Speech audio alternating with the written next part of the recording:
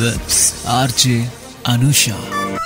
Radio city నువ్వు నేను సినిమాలో ఇవాల్టి సినిమా క్వీన్. ఈ సినిమాని డైరెక్ట్ చేసింది వికాస్ బాల్ గారు. ఈ సినిమాలో ఎందరో గొప్ప నటులు నటించడం జరిగింది. కంగనా రనౌత్, రాజ్ కుమార్ రావ్, లిసా హైడెన్ వంటి వారు ఎందరో. అక్టోబర్ లో రిలీజ్ అయిన ఈ సినిమా బాక్స్ ఆఫీస్ వద్ద ఒక సెన్సేషన్ గా నిలిచింది.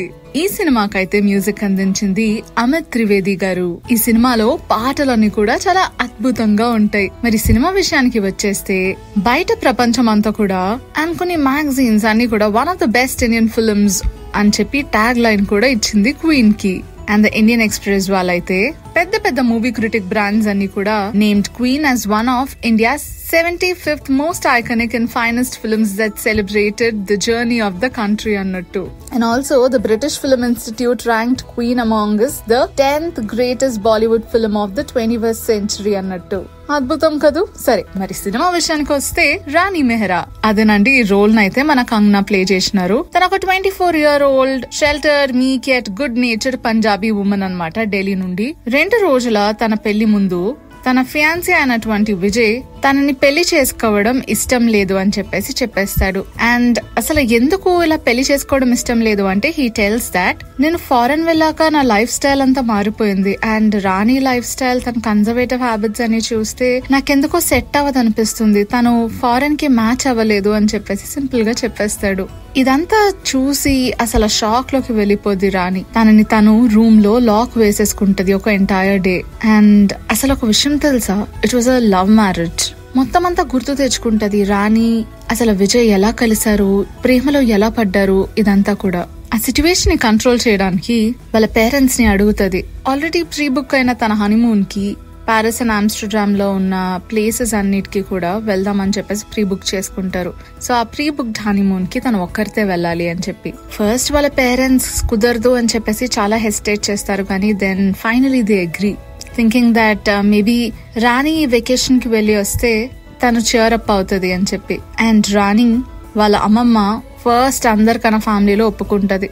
అసలు నువ్వు వెళ్ళు చెప్తాను, నిన్నెవరు ఆపేది, ఎందుకో అప్పుడప్పుడు ఇలాంటివి మన మంచికే జరుగుతాయి అని చెప్పేసి అంటారు. పారిస్ లో రాణి విజయలక్ష్మిని కలుస్తుంది. She's a free spirited woman of French Spanish Indian descent who works at a hotel అన్నమాట. ఎక్కడైతే రాణి ఉంటుందో, రాణి అయితే అక్కడ చాలా ఓవర్వెల్మ్ అయిపోద్ది. And having gotten into trouble twice, once and with the local police ఒకసారి and with the robber ఒకసారి, రాణి అయితే ఇండియా వెళ్ళిపోవాలి అని అనుకుంటది. బట్ however విజయలక్ష్మి హెల్ప్ చేస్తుంది తనకి and she gives her a tour around the city. వాళ్ళిద్దరూ కలిసి ఒక సిరీస్ ఆఫ్ అడ్వెంచర్స్ చేస్తారు. ఎక్కడైతే రాణి relives the memories of Vijay, wherein he restricts her from dancing, drinking and all stuff. So ఇదంతా చేస్తూ తను చాలా హ్యాపీగా ఫీల్ అయితే ఉంటది అనమాట, which is free to do in Paris. రాణి ఒక రోజు ఒక రివీలింగ్ అవుట్ ఫిట్ వేసుకుని యాక్సిడెంట్లీ ఆ సెల్ఫీని విజయ్ కి పంపిస్తుంది ఇన్స్టెడ్ ఆఫ్ విజయలక్ష్మి. వెంటనే ఆ సెల్ఫీ చూసిన వెంటనే విజయ్ షాక్ అయిపోతాడు. బట్ దెన్ రాణి చేసింది రాణి రియలైజ్ అయ్యే లోపే that selfie revives Vijay's interest in Rani and he decides to seek her out. Eventually the time comes for Rani to bid an emotional farewell to Vijayalakshmi and leave for Amsterdam.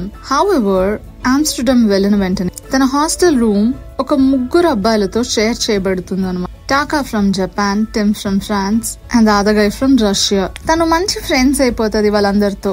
Shopping, sight seeing, visiting places and also church కి వెళ్ళడం, ఇదంతా కూడా వాళ్ళందరితో కలిసి చేస్తుంది. అయితే అక్కడ ఒక పాకిస్తానీ అమ్మాయి కలుస్తుంది, సవికా ఇమా అని చెప్పేసి. She's a sole breadwinner for the family and ఆమె విజయలక్ష్మి ఫ్రెండ్ కూడా. మెల్లమెల్లగా వీళ్ళందరినీ చూసాక Rani slowly begins to gain confidence by taking control of a decision, తన ఎర్నింగ్ పొటెన్షియల్ గురించి. And she wins a cook off by selling golgappas. అక్కడ Italian host అనే restaurant owner తో రాణి క్లోజ్ అవుతుంది. And she learns how different life can be for people in other parts of the world అని. Well అసలు finally Rani ఏం చేస్తుంది? రాణి ఇంకా విజయ్ కలుస్తారా, లేదు అంటే Rani discovers herself in this journey అంటారా? మీకేమనిపిస్తుందో ఏంటో అన్ని కూడా ఆ థాట్స్ ని అలా గ్యాదర్ చేసుకోండి. సినిమాని ఇంకొకసారి చూసేయండి. అదబ్బా నువ్వు నేను సినిమాలో ఇవాల్టి సినిమా క్వీన్.